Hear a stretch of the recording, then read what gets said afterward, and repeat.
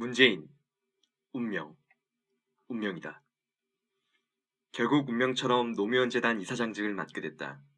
초대 이사장이었던 한명숙 전 총리가 서울시장에 출마하면서 사퇴했기 때문이다. 굳이 사퇴할 필요가 없었을 뿐만 아니라 재단 이사장 직책을 가지고 출마하는 게 더 좋겠다고 여러 번 말씀을 드렸다. 하지만 행여 재단에 부담을 줄지 모른다는 그분의 결벽증 때문에 사퇴 만류를 받아들이지 않았다. 어쩔 수 없이 내가 이어받게 됐지만 노무현 재단에 관여하는 것은 나로서는 피할 수 없는 운명처럼 느껴진다. 노무현 재단은 노 대통령에 대한 추모와 기념 사업을 넘어서서 그의 정신과 가치를 계승하고 발전시켜 나가는 것을 목적으로 한다. 그를 그렇게 떠나보내고 남은 자들의 도리일 것이다. 그와 오랜 인연이 있고 그를 좋아해서만이 아니다. 그의 정신과 가치를 계승하고 발전시켜 나가는 것이 지금 우리 사회의 시대 정신과 부합하기 때문이다. 노무현 정신과 가치는 그가 정치 인생 내내 사용했던 사람 사는 세상이란 말 속에 다 담겨 있다. 사람 사는 세상은 그가 1988년 제13대 총선에 출마할 때 내건 선거 구호였다. 그 후 그는 언제 어디서나 사람 사는 세상을 썼다. 대통령 재임 중에도 퇴임 후에도 마찬가지였다. 아마도 자신이 대통령을 하고 있을 때조차 이 세상은 아직 사람 사는 세상과 거리가 멀어서 그 구호가 여전히 필요하다고 생각했을 것이다. 딱 한 번 잠시 동안 강물처럼을 사인글로 쓴 적이 있다. 아무리 굽이쳐도 결코 바다를 포기하지 않는 강물처럼 자신의 길을 걷겠다는 의지를 표현한 것이었다. 사람 사는 세상을 요즘 말로 하면 복지국가의 꿈이라 할 수 있다. 물론 더 넓은 뜻이다. 경제적 복지를 넘어서서 빈부귀천 가리지 않고 누구나 똑같이 존엄한 세상을 뜻한다.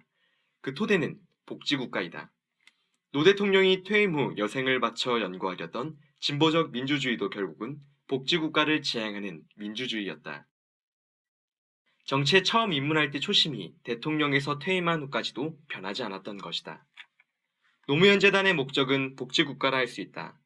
복지국가를 추구하는 진보적 민주주의가 국민에게 받아들여지고 우리 사회 보편적 가치로 발전해 나갈 수 있는 토양을 갖고 나가는 것이 바로 노무현 재단의 목적이다. 나는 복지를 생각할 때마다 떠오르는 어릴 때의 기억이 하나 있다. 결코 잊혀지지 않는 장면이다. 중학교 1학년 여름 어느 일요일 새벽에 어머니가 나를 깨우셨다. 부산역에 가는데 같이 가자고 했다. 영문도 모른 채 따라 나섰다. 버스도 다니기 전에 이른 새벽.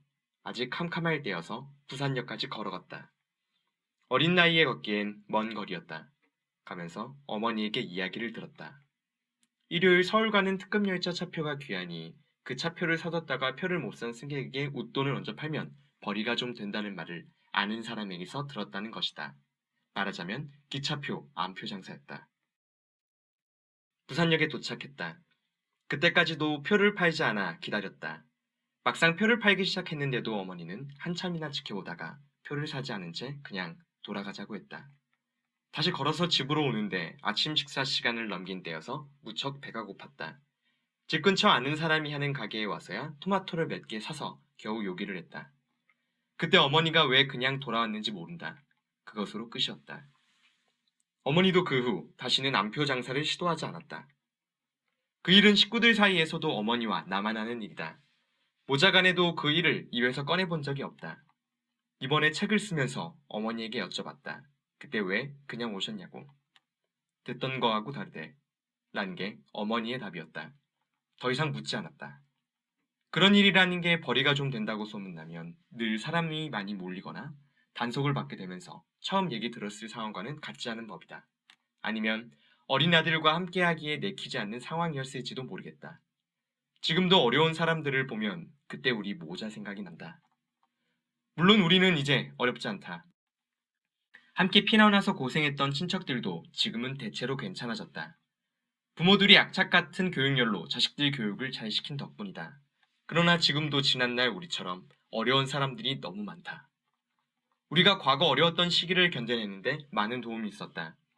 성당의 구호물자 배급, 학교 급식이 있었다. 나와 형제들은 장학금 도움도 받았다.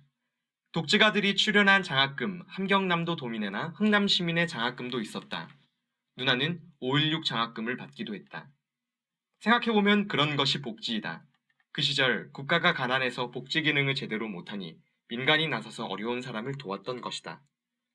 살다 보면 누구나 어려운 시기가 있다. 우리는 피난이 원인이었지만 실업, 질병, 사고, 육아, 노령 등 많은 원인이 있다. 그럴 때 국가가 도와주면 어려움을 견뎌내고 어려움에서 벗어날 수 있다.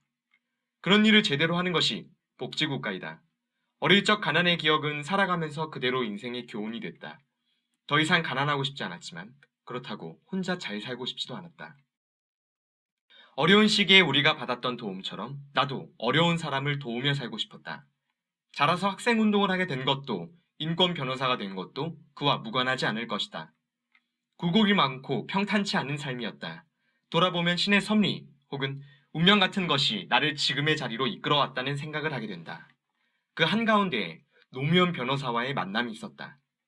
그는 나보다 더 어렵게 자랐고 대학도 갈 수 없었다. 어려운 사람을 대하는 마음이 나보다 훨씬 뜨거웠고 돕는 것도 훨씬 치열했다. 그를 만나지 않았으면 적당히 안락하게 그리고 적당히 도우면서 살았을지도 모른다. 그의 치열함이 나를 늘 각성시켰다. 그의 서거조차 그러했다. 나를 다시 그의 길로 끌어냈다. 대통령은 유서에서 운명이다라고 했다. 속으로 생각했다. 나의 말로 운명이다. 당신은 이제 운명을 해방됐지만 나는 당신이 남긴 숙제에서 꼼짝하지 못하게 됐다. 결국 운명처럼 노무현 재단 이사장직을 맡게 됐다. 어쩔 수 없이 내가 이어받게 됐지만 어떤 직책으로든 노무현 재단에 관여하는 것은 나로서는 피할 수 없는 운명처럼 느껴진다. 문재인, 운명, 운명이다.